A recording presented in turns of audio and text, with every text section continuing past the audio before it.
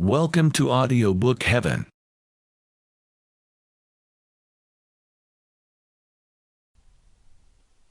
The Odyssey by Homer. Book 6. The Meeting between Nausicaa and Ulysses. So here Ulysses slept, overcome by sleep and toil, but Minerva went off to the country and city of the Phaeacians, a people who used to live in the fair town of Hyperia, near the lawless Cyclopes.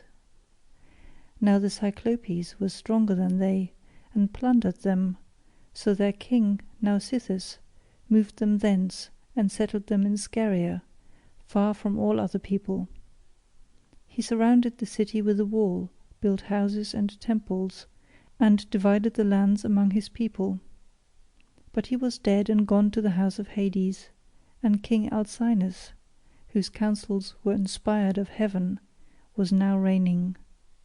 To his house, then, did Minerva hie in furtherance of the return of Ulysses. She went straight to the beautifully decorated bedroom in which there slept a girl who was as lovely as a goddess, Nausicaa, daughter to King Alcinous. Two maidservants were sleeping near her, both very pretty, one on either side of the doorway, which was closed with well-made folding doors. Minerva took the form of the famous sea captain Dymas's daughter, who was a bosom friend of Nausicaa and just her own age. Then, coming up to the girl's bedside like a breath of wind, she hovered over her head and said, "Nausicaa, what can your mother have been about, to have such a lazy daughter? Here are your clothes all lying in disorder, yet you are going to be married almost immediately, and should not only be well dressed yourself, but should find good clothes for those who attend you. This is the way to get yourself a good name, and to make your father and mother proud of you. Suppose, then, that we make tomorrow a washing day, and start at daybreak. I will come and help you, so that you may have everything ready as soon as possible, for all the best young men among your own people are courting you, and you are not going to remain a maid much longer. Ask your father, therefore, to have a wagon and mules ready for us at daybreak, to have the rugs, robes, and girdles, and you can ride too, which will be much pleasanter for you than walking, for the washing cisterns are some way from the town."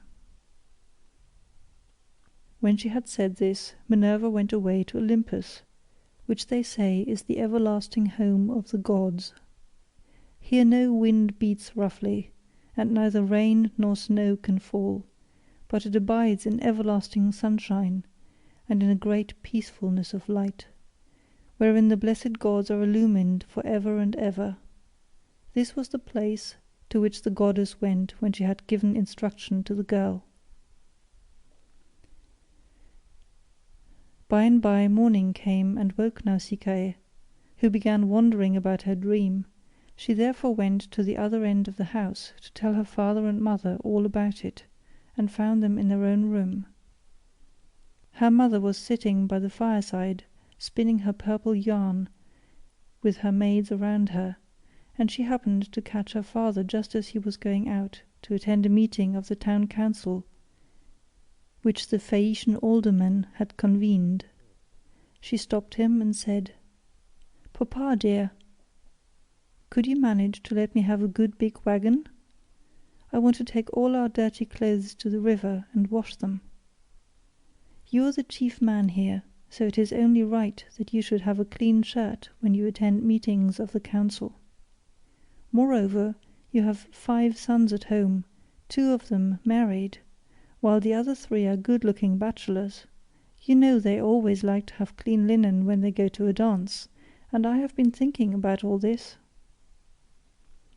She did not say a word about her own wedding, for she did not like to, but her father knew and said, "You shall have the mules, my love, and whatever else you have a mind for. Be off with you, and the men shall get you a good strong wagon with a body to it that will hold all your clothes."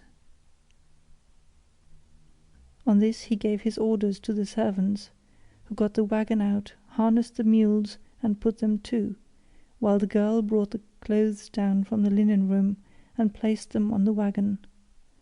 Her mother prepared her a basket of provisions with all sorts of good things, and a goatskin full of wine. The girl now got into the wagon, and her mother gave her also a golden cruse of oil, that she and her women might anoint themselves. Then she took the whip and reins and lashed the mules on, whereon they set off, and their hoofs clattered on the road. They pulled without flagging, and carried not only Nausicaa and her wash of clothes, but the maids also who were with her. When they reached the waterside, they went to the washing cisterns, through which there ran at all times enough pure water to wash any quantity of linen, no matter how dirty. Here they unharnessed the mules and turned them out to feed on the sweet juicy herbage that grew by the waterside. They took the clothes out of the wagon, put them in the water, and vied with one another in treading them in the pits to get the dirt out. After they had washed them and got them quite clean, they laid them out by the seaside, where the waves had raised a high beach of shingle, and set about washing themselves and anointing themselves with olive oil. Then they got their dinner by the side of the stream, and waited for the sun to finish drying the clothes. When they had done dinner, they threw off the veils that covered their heads, and began to play at ball, while Nausicaa sang for them. As the huntress Diana goes forth upon the mountains of Taygetus or Erymanthus to hunt wild boars or deer, and the wood nymphs, daughter of aegis-bearing Jove, take their sport along with her, then is Leto proud at seeing her daughter stand a full head taller than the others, and eclipse the loveliest amid a whole bevy of beauties. Even so did the girl outshine her handmaids. When it was time for them to start home, and they were folding the clothes and putting them into the wagon, Minerva began to consider how Ulysses should wake up and see the handsome girl who was to conduct him to the city of the Phaeacians. The girl, therefore, threw a ball at one of the maids, which missed her and fell into deep water. On this they all shouted, and the noise they made woke Ulysses, who sat up in his bed of leaves and began to wonder what it might all be. "Alas," said he to himself, "what kind of people have I come amongst? Are they cruel, savage, and uncivilized, or hospitable and humane?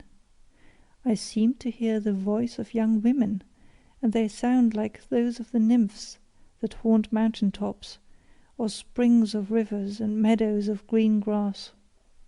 At any rate, I am among a race of men and women. Let me try if I cannot manage to get a look at them." As he said this, he crept from under his bush, and broke off a bough covered with thick leaves to hide his nakedness. He looked like some lion of the wilderness that stalks about exulting in his strength, and defying both wind and rain.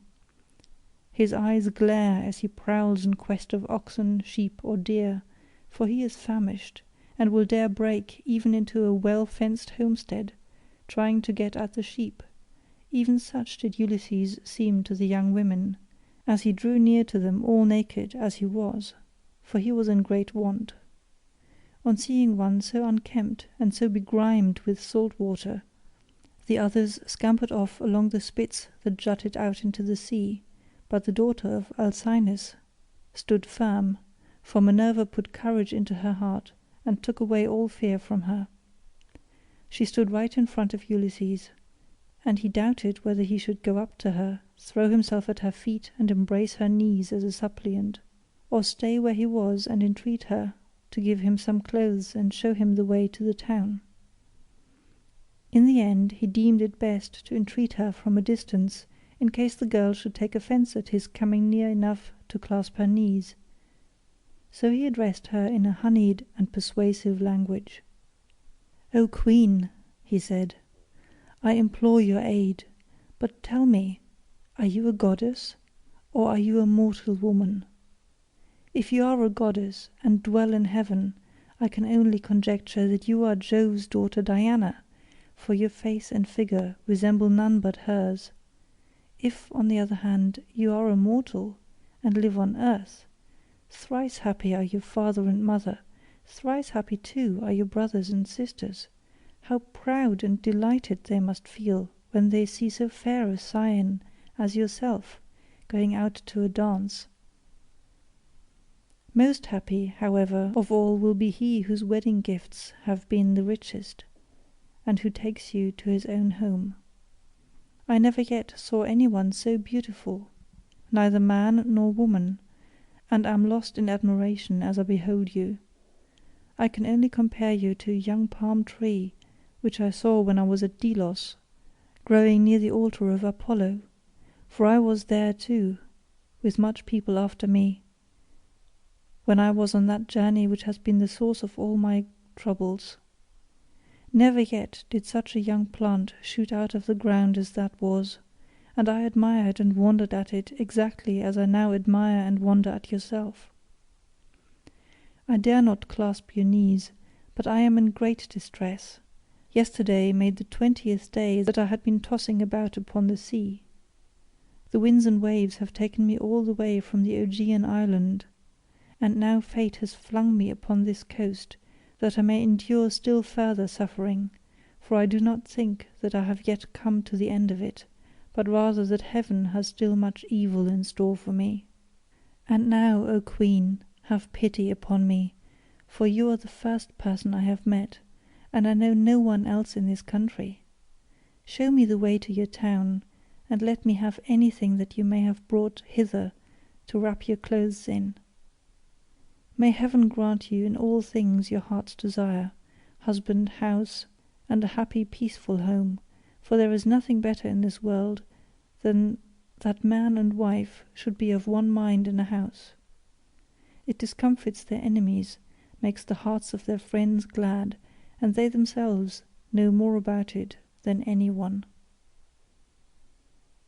To this Nausicaa answered, Stranger, you appear to be a sensible, well-disposed person. There is no accounting for luck. Jove gives prosperity to rich and poor just as he chooses. So you must take what he has seen fit to send you, and make the best of it. Now, however, you have come to this our country, you shall not want for clothes, nor for anything else that a foreigner in distress may reasonably look for.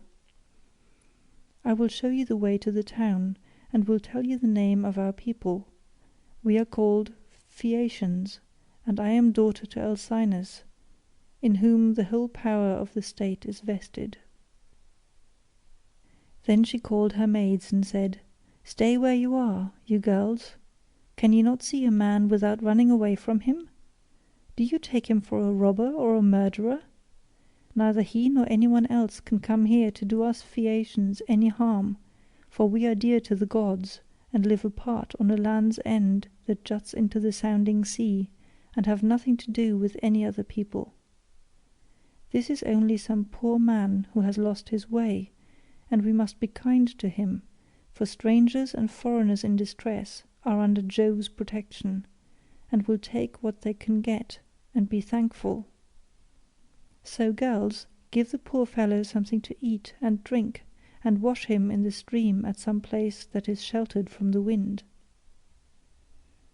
On this the maids left off running away, and began calling one another back. They made Ulysses sit down in the shelter, as Nausicaa had told them, and brought him a shirt and cloak. They also brought him the little golden cruse of oil, and told him to go and wash in the stream. But Ulysses said, Young women, please to stand a little on one side, that I may wash the brine from my shoulders and anoint myself with oil, for it is long enough since my skin has had a drop of oil upon it. I cannot wash as long as you all keep standing here. I am ashamed to strip before a number of good-looking young women. Then they stood on one side, and went to tell the girl, while Ulysses washed himself in the stream and scrubbed the brine from his back and from his broad shoulders. When he had thoroughly washed himself, and had got the brine out of his hair, he anointed himself with oil and put on the clothes which the girl had given him. And Minerva made him look taller and stronger than before.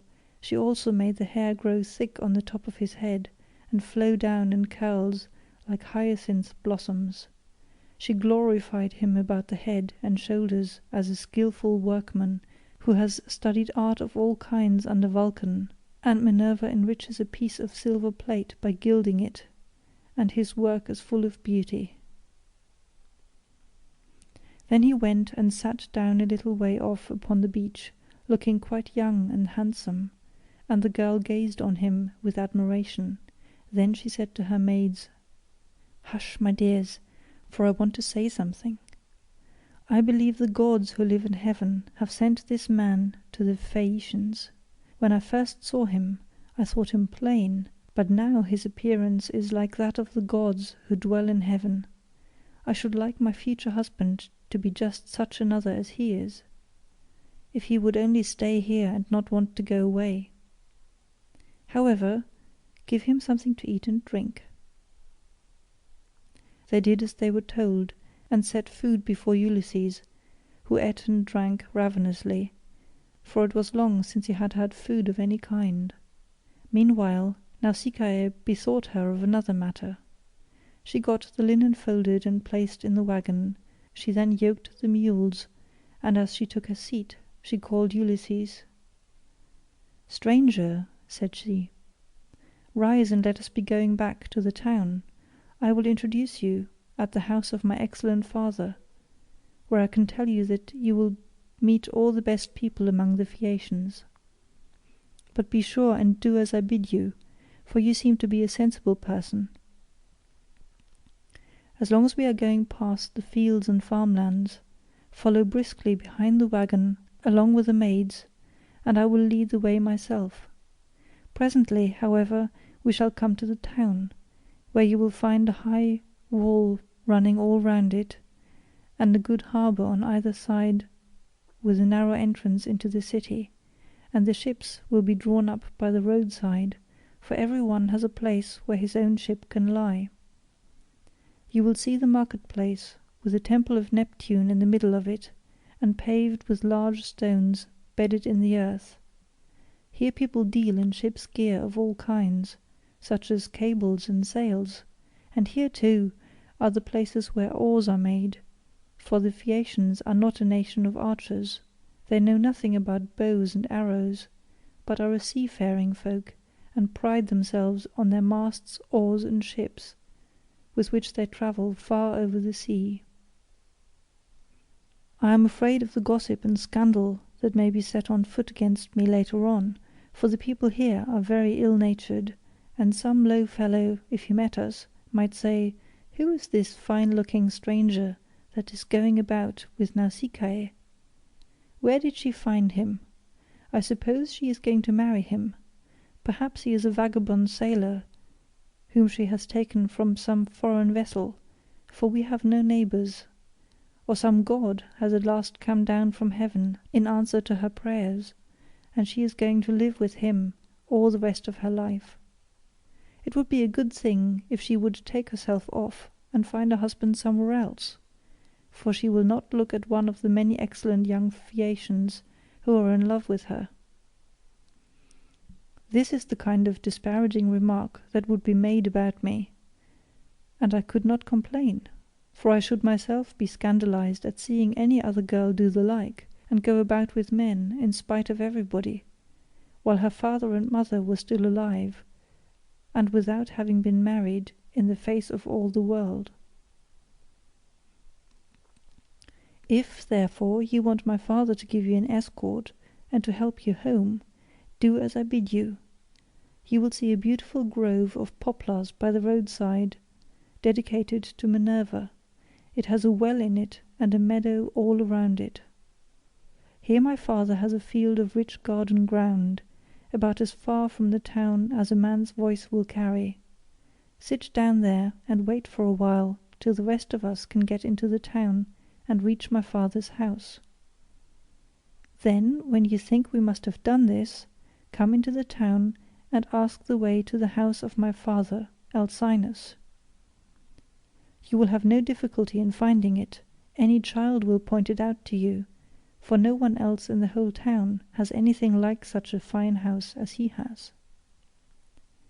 When you have got past the gates and through the outer court, go right across the inner court till you come to my mother.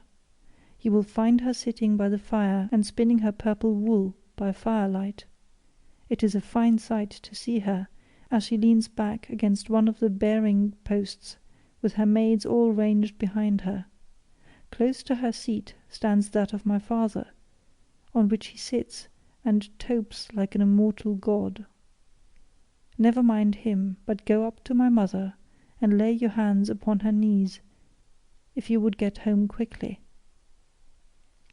If you can gain her over, you may hope to see your own country again, no matter how distant it may be." So saying, she lashed the mules with her whip, and they left the river. The mules drew well, and their hoofs went up and down upon the road. She was careful not to go too fast for Ulysses and the maids who were following on foot along with the wagon, so she plied her whip with judgment. As the sun was going down, they came to the sacred grove of Minerva, and there Ulysses sat down and prayed to the mighty daughter of Jove. "Hear me," he cried, "daughter of aegis-bearing Jove, unweariable. Hear me now, for you gave no heed to my prayers when Neptune was wrecking me. Now therefore have pity upon me, and grant that I may find friends, and be hospitably received by the Phaeacians." Thus did he pray, and Minerva heard his prayer, but she would not show herself to him openly, for she was afraid of her uncle Neptune, who was still furious in his endeavours to prevent Ulysses from getting home. End of Book 6.